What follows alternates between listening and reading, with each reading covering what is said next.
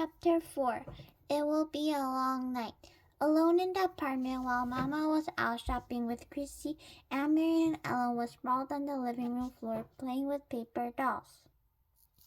They had cut the dolls from Mama's magazines, the old ones she had saved from past years, the paper ladies' old-fashioned hairstyles and clothes, and the girls had given them names from Mama's favorite book.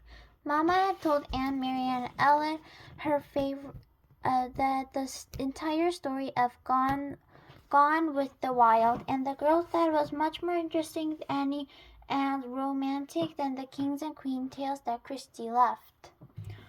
"Come, Melanie," Aunt Mary said, walking her doll across the edge of the rug. "Let's dress for the ball." "All right, Scarlett, I'm coming," Ellen replied in a sophisticated voice. She was a talented performer, and she often played the lead roles on school dramatics.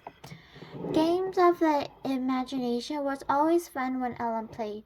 The door opened and Christy stomped in, her face tear-stained and glowering. Mama followed her with an exasperated look and set a package down on the floor. "I won't," Christy sputtered. "I won't ever wear them. Not if you chain me into a prison and beat me with sticks."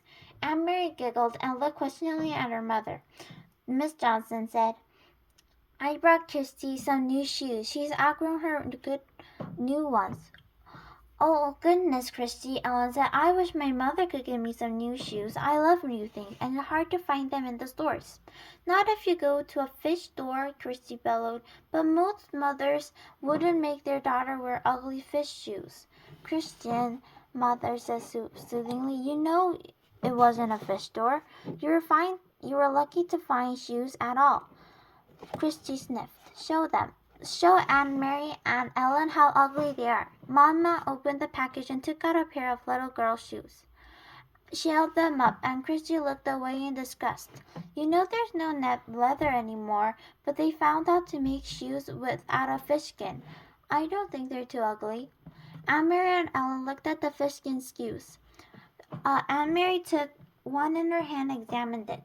It was odd looking. The fish scales were visible, but it was a shoe, and her sister needed shoes. "It's not so bad, Christy," she said, lying a little. Ellen turned the other one over in her hand. "You know, it's only the color that's ugly." "Green," Christy wailed. "I'll never ever wear green shoes."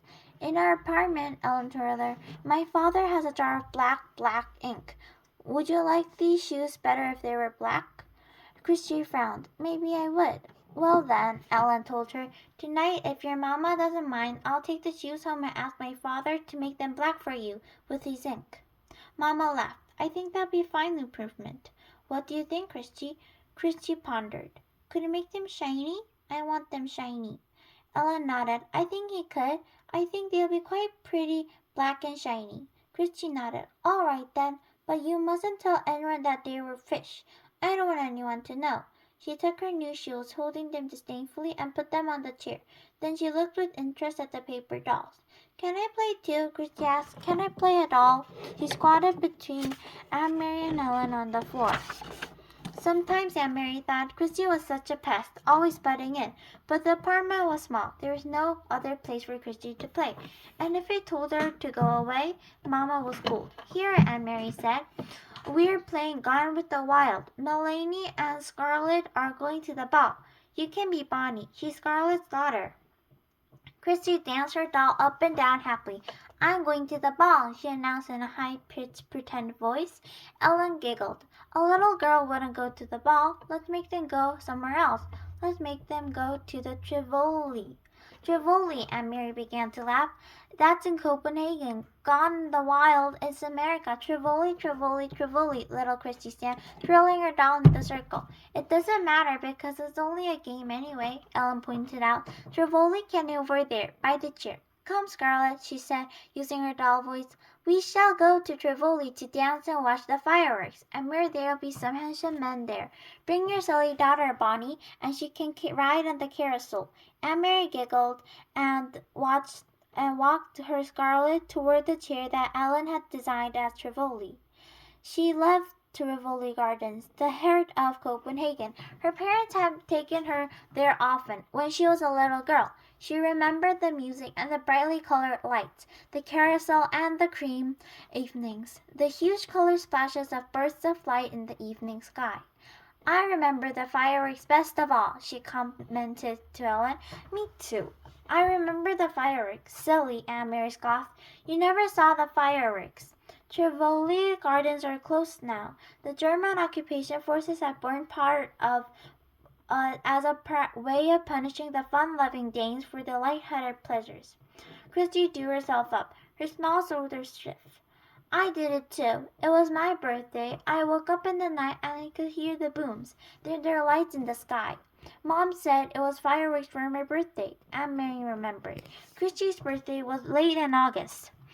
And that night, only a month before she was 2, had awakened and frightened the sound of explosions. Christie was right.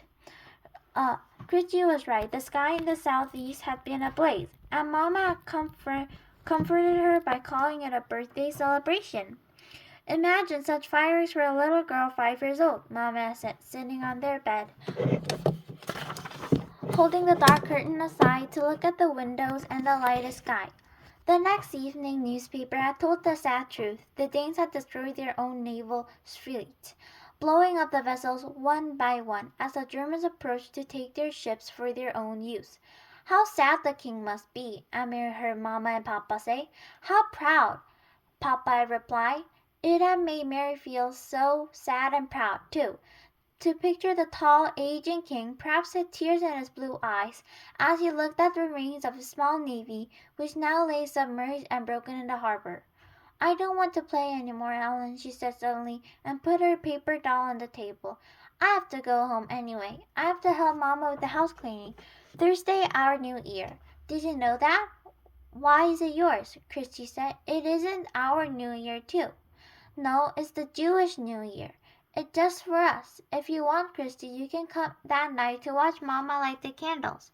Aunt Mary and Christie had often been invited to watch Miss Rosen light the Sabbath candles on Friday evenings. She covered her head with a cloth and said a special prayer in Hebrew as she did so. Aunt Mary always stood quietly, awed to watch. Given Christie, usually such a chatterbox, was always still at that time. They didn't understand the words or the meaning, but they could feel the special time it was for the Rosens. Yes, Christie agreed happily. I'll come and watch your Mama light the candles. I'll wear my new black shoes. But this time was going to be different. Leaving for school on Thursday with her sister, Aunt Mary saw the Rosens walking in a synagogue early in the morning, dressed in their best clothes. She waved to Ellen, who waved happily back. Lucky Ellen, Aunt Mary said to Christie. She doesn't have to go to school today.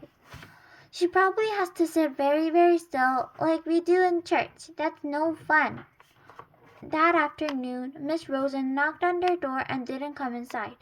Instead, she spoke for a long time in the hushed, tense voice to Aunt Mary's mother in the hall. When Mama returned, her face was worried, but her voice was cheerful. Girls, we have a nice surprise. Tonight, Ella will be coming to stay overnight and be our guest for a few days. It isn't often we have a visitor. Christie clapped her hands with delight. But Mama, Aunt Mary said in dismay, it's the new year. They're going to have a celebration at home. Ellen told me that her mother managed to get a chicken someplace, and she was going to roast it. Their first roast chicken in a year or more. Their plans have changed. Mr. and Miss Rosen have been called away to visit some relatives. So Ella will stay with us. Now let's get busy and clean sheets on your bed, Christie. You may sleep with Mama and Papa tonight, and let's let the big girls giggle together by themselves. Christie pouted, and it was clear that she was about to argue. Mama will tell you a special story tonight. One just for you. About the king? About the king, if you wish. All right, then, but there must be a queen, too. Though Miss Rosen has sent her chicken to the Johnsons, Mama made a lovely dinner large enough for the second helpings all around, and it was not an evening of laughter or talk. Ella was silent at dinner. She looked frightened. Mama and Papa tried to speak of cheerful things, but it was clear that they were worried, and it made Aunt Mary worried too. Only Christie was unaware of the quiet tension in the room. Swinging her feet to the newly blacked and shiny shoes, she chattered and giggled during the dinner. Early bedtime tonight, little one, Mama announced after the dishes were washed. We need extra time for a long story, I promised, about the king and the queen. She disappeared with Christy from the bedroom. What's happening? Aunt Mary asked when she and Ellen were alone with Papa in the living room. Something's wrong, isn't it? Papa's face was troubled. I wish that I could protect you and your children from the knowledge, she said quietly. Ellen, you're ready to know. And now we must tell you, Aunt Mary. She turned to her and stroked her hair with his gentle hand. This morning at the synagogue, the rabbi told his congregation that the Nazis have taken the synagogue list of the Jews. Where they live, where their names are. Of course the Rosens are here in the list, along so many others. Why? Why do they want those names? They plan to arrest all Danish Jews. They plan to take them away, and we have told that they may come tonight. I don't understand. Take them where? His father shook his head. We don't know where. We don't really know why. They call it the relocation. We don't even know what that means. We only know it's wrong, and it's dangerous, and we must help. Aunt Mary was stunned. She looked at Ellen and saw her best friend was crying silently. Where were Ellen's parents? We must help them too. We couldn't take all three of them. If the Germans were come to search our apartment, it would be clear that the Rosens were here. One person can hide, not three. So Peter has helped Ellen's parents to go somewhere else. We don't know where. Ellen doesn't know either, but they are safe. Ellen sobbed out loud and put her face in her hands. Papa put his arm around her. They are safe, Ellen. I promise you that. You will see them again quite soon. Can you try hard to believe my promise? Ellen hesitated, nodded, wiped her eyes with her hand. But Papa, Aunt Mary said, looking around the small apartment with its few pieces of furniture, the fast stuffed sofa, the tables and chairs, the small bookcase against the wall. You said that we will hide her. How can we do that? Where can she hide? That part's easy. It will be as your mama said. You two will sleep together in your bed, and you may giggle and talk and tell secrets to each other. And if anyone comes, Ellen interrupted him. Who might come? Will it be soldiers like the ones in the corners? Aunt Mary remembered how terrified Ellen had looked the day when the soldiers had questioned them in the corner. I really don't think anyone will, but it never hurts to be prepared. If anyone comes, even soldiers, you two will be sisters. You're together so much, it'll be easy for you to pretend like you're sisters. He rose and walked to the door.